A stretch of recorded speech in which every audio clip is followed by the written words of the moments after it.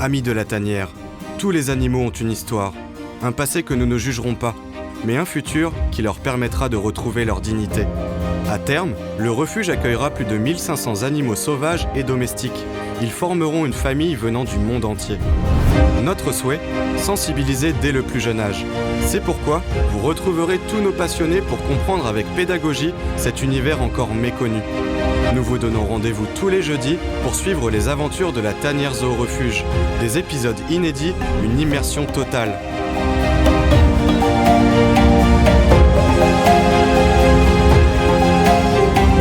Des interventions, des sauvetages, de la joie, de la bienveillance, mais aussi de la déception et des larmes. Il ne s'agit plus d'un projet. La tanière existe, des animaux sont là, d'autres attendent pour y entrer.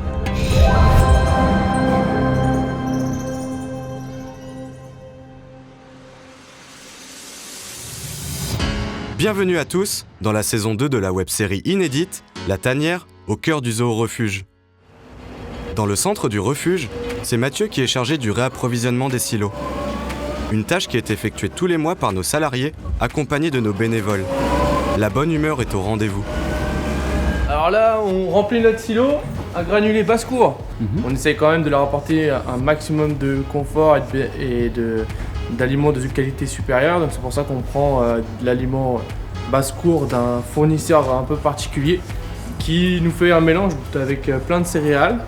Un mélange qui est transformé en petits granulés complets.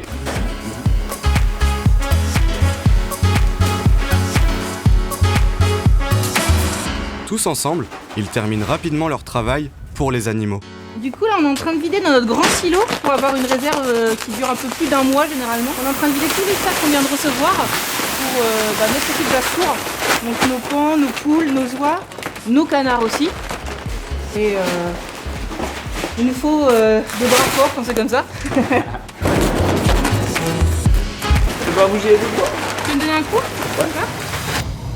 Un peu plus loin, Diandra se charge des chevaux et leur fait faire des exercices.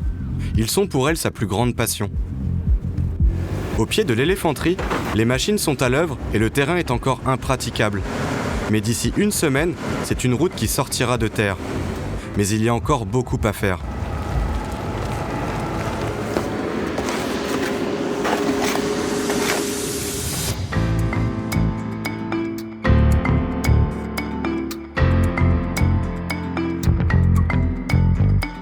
Dans l'éléphanterie, les travaux avancent bien. Le bâtiment prend forme, l'enduit est déposé. L'éléphanterie est bientôt prête à accueillir ses premiers pensionnaires retraités ainsi que le personnel. Arrivés au bâtiment vétérinaire, les ouvriers terminent le terrassement extérieur, mais le bâtiment est prêt à l'emploi. La terrasse et la toiture ont été installées la veille.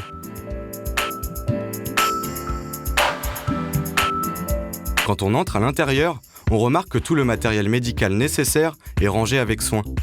Un bâtiment avec des technologies nouvelle génération. Tout a été pensé pour le soin des animaux.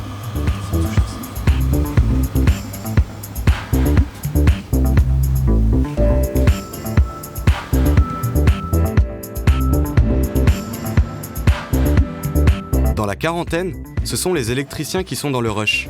Les singes étant déjà présents dans les lieux, ils travaillent dans le silence pour ne pas trop les déranger.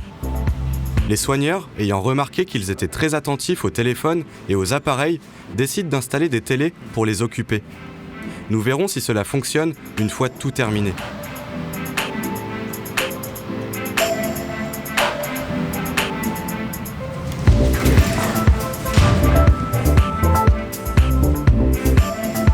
On quitte la quarantaine pour rejoindre Mathias et son fidèle acolyte. Mathieu a du travail dans l'atelier et des instructions à donner à Paolo.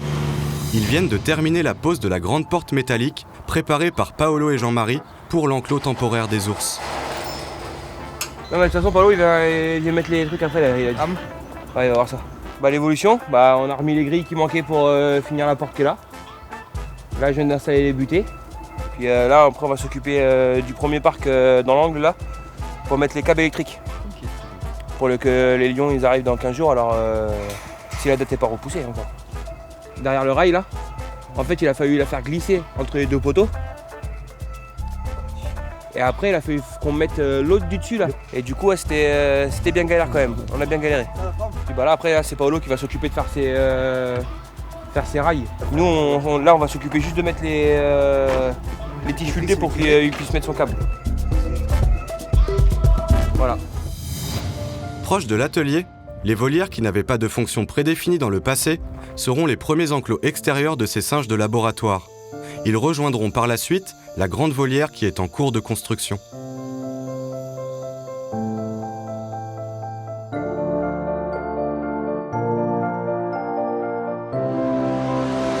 Donc là, j'applique de la lasure. On le fait parce que ça évite surtout que déjà le bois s'abîme par la suite et puis ça fait plus propre. Je suis bénévole, ça fait ma 4e semaine que je suis bénévole.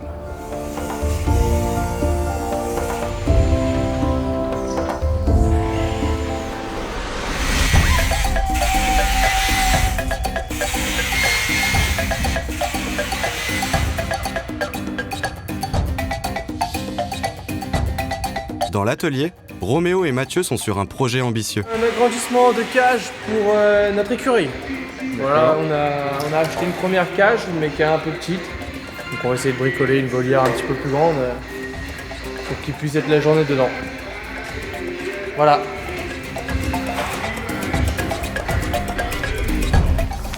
Roméo, il touche à 100 litres. Oh, il a vachement évolué. Roméo, fais gaffe, hein. La concentration est au rendez-vous. Il faut manipuler la machine en toute sécurité. Justement, là, on est en train de couper du bois pour faire notre nouvelle maison pour notre écureuil qu'on a reçu de chez Déjà et que c'était formellement interdit. Donc du coup, là, on est en train de couper du bois. Il y a des bûcherons, quoi. Non, toi, t'as la dégaine d'un bûcheron. Moi, j'ai la dégaine d'une star. La légende de quoi? D'une star. D'accord, ok. Je serais le plus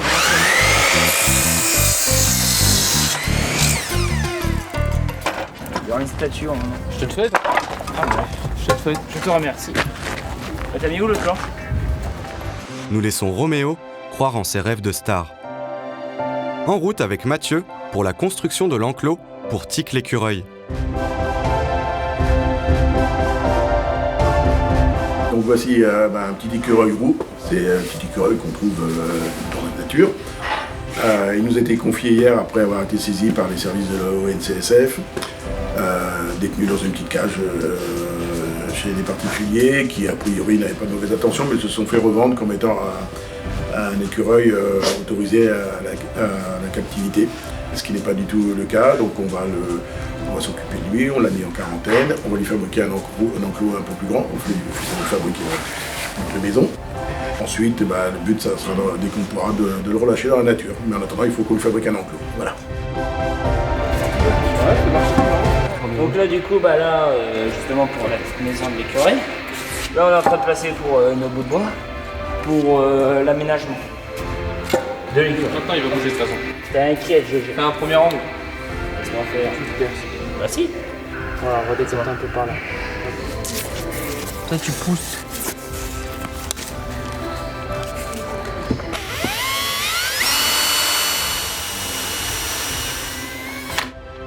Nous laissons ces deux passionnés finir leur travail. Et nous allons rejoindre Alex, qui est à l'intérieur des volières destinées à Cannelle et ses amis. Il reste 15 jours avant leur sortie. Le temps presse. Faut que je termine ça, les cabanes, faut que ça soit fini dans 15 jours. D'accord. Donc faut pas que je me pose de questions. Je me pose plus de questions que j'ai. Donc ça, c'est les futurs bâtiments Des singes. des singes. Ouais, après la quarantaine dans 15 jours ils viennent là. Parce que je crois qu'il y a 4 autres singes qui arrivent. Faut qu'on soit un peu, j'ai vu installer des trappes moi.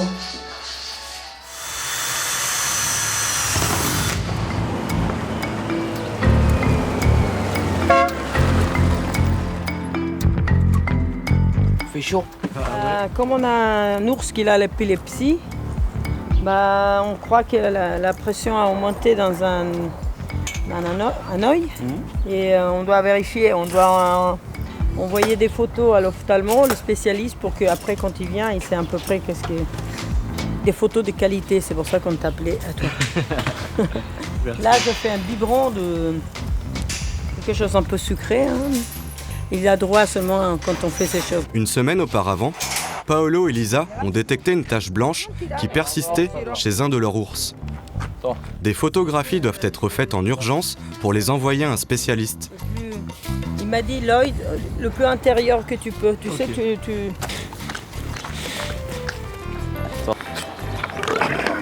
Olé, viva Espagne, viva el rey. Attends, c'est le gaz. Il faut pas faire de la pub, mais c'est de la coke. Là, on va à la clinique à faire voir Florence, si c'est OK, si on a fait des bonnes photos, si tu as fait des bonnes photos. Et pour voir s'ils nous donnent le OK pour envoyer à l'ophtalmo. Ça fait très labrador quand même. Bon, on va voir. Les alors. gouttelettes d'eau. Qu'est-ce que tu penses? Sont bien les photos pour l'ophtalmo? Ça va bien à le faire. L'ophtalmo va être content.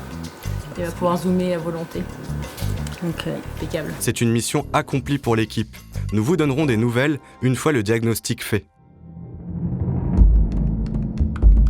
Il est vendredi, et lundi, les primates sortent de la quarantaine. Mais au niveau des volières, rien ne va comme prévu. Il manque une cabane où c'est qu'on a du PVC pour que les primates ne se touchent pas pour l'instant, c'est qu'on laisse un petit temps d'adaptation, tu vois. Donc il faut qu'on ferme le parc du milieu. Oh non! Oh non, il a pas niqué le fourré. Tabernacle! Oh non! Ah bah le fourré il est mort! C'est quand on travaille trop fort. Ah bah, on doit normalement déménager les singes de la quarantaine et dans ces enclos lundi là. On est un petit peu juste. Les pièces galvanisées sont arrivées un petit peu en retard. On a vu avec Florence certaines modifications apportées au dernier moment qui sont dues au comportement des animaux qui sont en quarantaine. On doit rajouter quelques plexiglas, etc. pour les séparer. On ne va pas prendre de risque de les transporter et de les déplacer avant que ce soit parfait, nickel. On doit notamment rajouter ces plexiglas, on pensait qu'il y en a qui pourraient être au contact mais ils ne peuvent pas encore. Donc on préfère décaler une semaine pour leur sécurité, la nôtre et puis leur bien-être. Ils sont pas malheureux là-bas. Ça nous donne encore un peu plus de temps pour le medical training là-bas. Et ça sera mieux comme ça. Voilà, pas de risque. Une petit battement de cœur quoi. Ça c'est la 1, c'est pas ça qu'il nous faut la... rien marqué. Si c'est un point. Ah. Il nous faut la 4, la 3. Là bah on finit de poser toutes les portes intérieures. Bon, il commence. Il y a déjà une cabane de fait, mais comme on a reçu ça que ce matin, bah c'est la course quoi en fait. Chaque élément est répertorié puis classé. Un jeu d'enfant pour ces trois passionnés.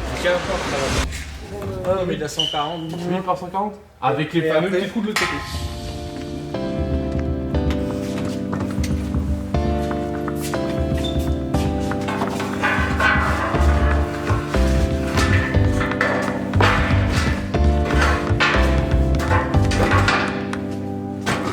Super, tout le monde change.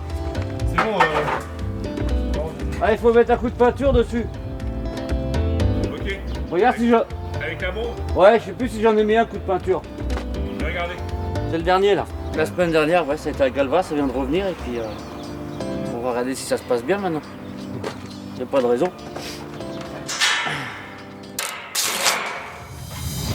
Une semaine après, c'est le dernier exercice de medical training pour Cannelle, Dexter, Gromit et les autres. Alors, on a continué depuis, ça va faire un mois qu'ils sont là. Et chaque fois, il va mieux. Il faut avoir beaucoup de patience avec le medical training. 1 mois et demi vraiment concluant pour l'ensemble de l'équipe.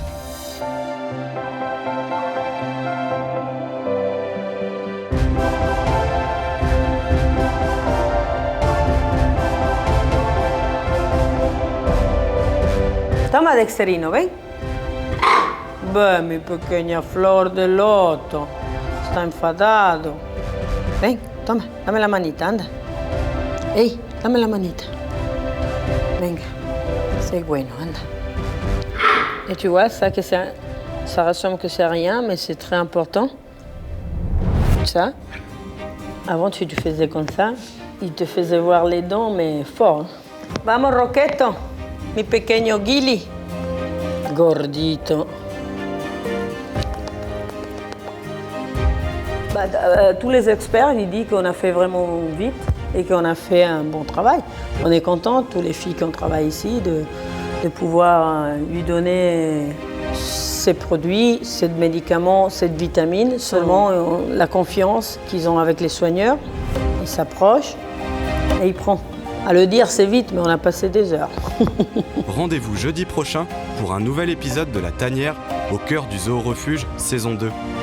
Vous allez enfin découvrir la sortie émouvante et pleine d'espoir de nos amis les primates de laboratoire.